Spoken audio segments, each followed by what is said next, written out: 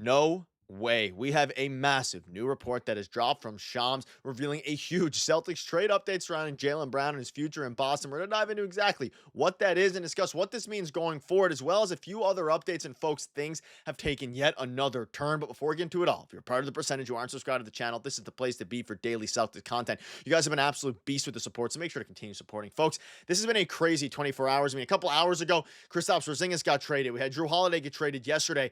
And lost in all of that was a brand new report from Shams revealing some huge information surrounding the future of not only the Celtics, team, but Jaylen Brown in particular. And this has been kind of lost within what has been a crazy last 12 hours for the Boston Celtics here. NBA teams are showing significant interest in Jaylen Brown per Shams Charania. And this one is interesting because, again, the focus has been on, Jrue Holiday getting traded, them getting under and out of the second apron under the luxury tax. Now, Kristaps Porziņģis getting basically traded in what was a salary dump move.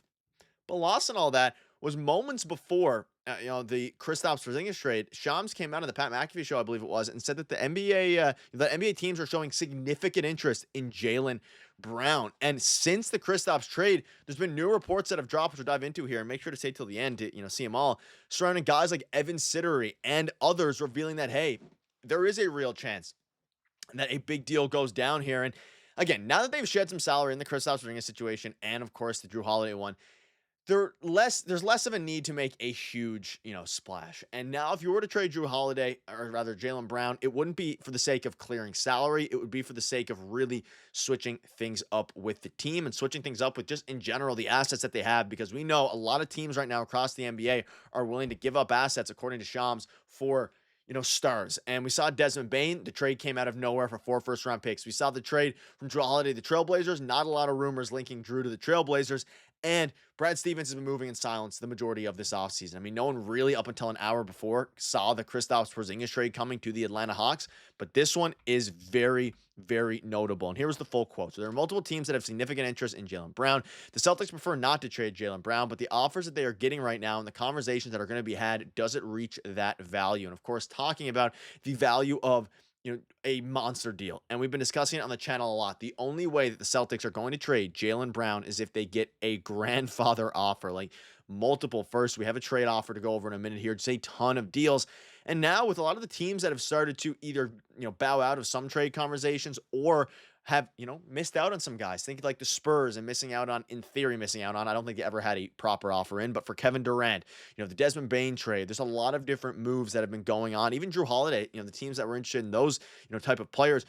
It's at a point now where, the Celtics, there's two different avenues here. The East is wide open, so you could take the mindset of, okay, let's keep Jaylen Brown and really try to compete in what's a, not a great Eastern Conference given all the injuries.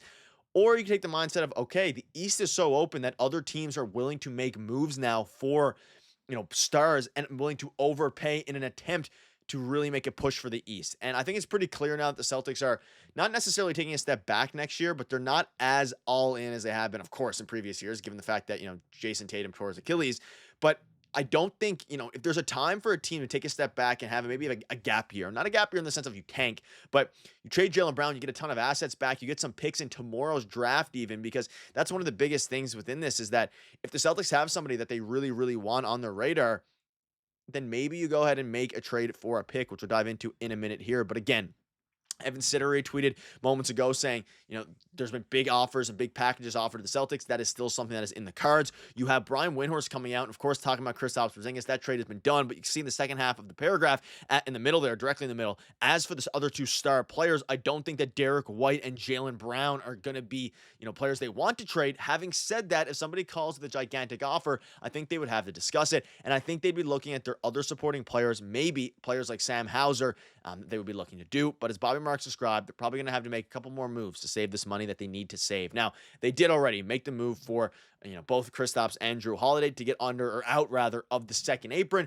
There's still, I believe, $7.4 million in order to get out of the first apron, so they're under by that. And of course, you're still a ways away from the luxury tax. But as I covered in the video earlier, like when the Kristaps Porziņģis trade, rather, so many players got traded, there's more moves coming for this team. Sam Hauser, Luke Cornett. You look at some of the pending free agents, Al Horford. They don't have a center at this moment. So even if they go ahead and keep Jaylen Brown, keep these guys, they have to go out and get a center. They have to go out and get other players. But this is interesting now. And Legion Hoops tweeted 40 minutes ago, I'm being told the Celtics are seriously considered trading Jaylen Brown would be a stunner. And again, whether you want to believe Legion Hoops or not, he has a lot of followers and things like that. Whether he's a reliable reporter, I'll leave it up to you. So take this one with a grain of salt, if it's true or not. But you pair this with Shams' report, like it seems now there's been a lot of smoke surrounding Jaylen Brown. And the reason for that is because the draft is tomorrow night. And of course, if the Celtics are going to trade Jaylen Brown, they could drag it out, but also they could make him move here before the draft and in order to get a bunch of picks. And there's one team that keeps getting brought up, folks, and it is the San Antonio Spurs. And we'll dive into that, in a moment here. But again, just kind of outline again, this is without Kristaps Porziņģis on the left. This happened. This graphic was made up before by Bobby Marks. You take Kristaps here. Obviously, your salary, this was all done before the Kristaps trade, so you save a bunch of salary there. You get, out of the first apron, or out of the second apron, rather. And I don't think the Celtics, not many contending teams want to stay within the second apron, so there's going to be more moves coming. But this was a trade that has dropped recently, and it is very intriguing. And I'm curious to see what you guys think about it in the comment section down below. It is Jaylen Brown for the number 2 pick, so Dylan Harper, you would assume, the number 14 pick, Vassell, Johnson, and Sochan, and another first-round pick. So you're essentially getting 3 first-round picks, including one that has a lot more value than most of these first-round picks we're seeing in, like, the Desmond Bane trade, for example. A number 2 pick, folks, like Dylan Harper, a certified stud here in theory. A number 4, like this is a trade I think you have to seriously consider. And if this is the type of offer you get from the Spurs in the next 24 hours before the draft, it's a pretty darn good deal. And the reason it is, like, well, whether or not Dylan Harper's a beast and he ends up being fantastic doesn't really matter here. Because you don't really know yet, right? Now, obviously, it matters in the grand scheme of the trade, but from a value perspective, and of course, just to clarify, like, obviously, how good Dylan Harper is, assuming you make this trade, will matter a lot in how the trade is viewed going forward. But he's the consensus number 2 pick here.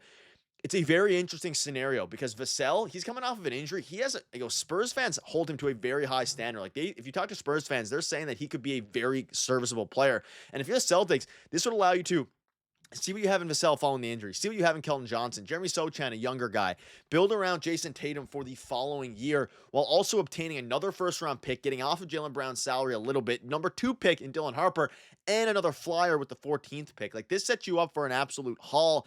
And whether you take Carter Bryant at 14, whether you take somebody else, you're getting a mix of established players that can help your team be good now and assets that can help your team be good in the future and beyond. And I think if this is a deal that is on the table, yes, you would prefer Stephon Castle in the number 2 pick. I think we all would. I don't think the Spurs are going to trade Stephon Castle. But if you're the Spurs and you want to make a win-now move to pair De'Aaron Fox with a perfectly fitting shooting guard along with Victor Wembanyama and others, and Stephon Castle, it's an interesting one. And I think these are the type of deals that when Brian Windhorst says they're looking for a massive package, when Shams says they're looking for a massive package, this is the massive package that we're talking about. So let me know down below what your thoughts are, folks. It's getting crazy. We're keeping up to date with all the latest news, multiple videos a day. Thank you guys for watching. You guys are beasts. Cheers.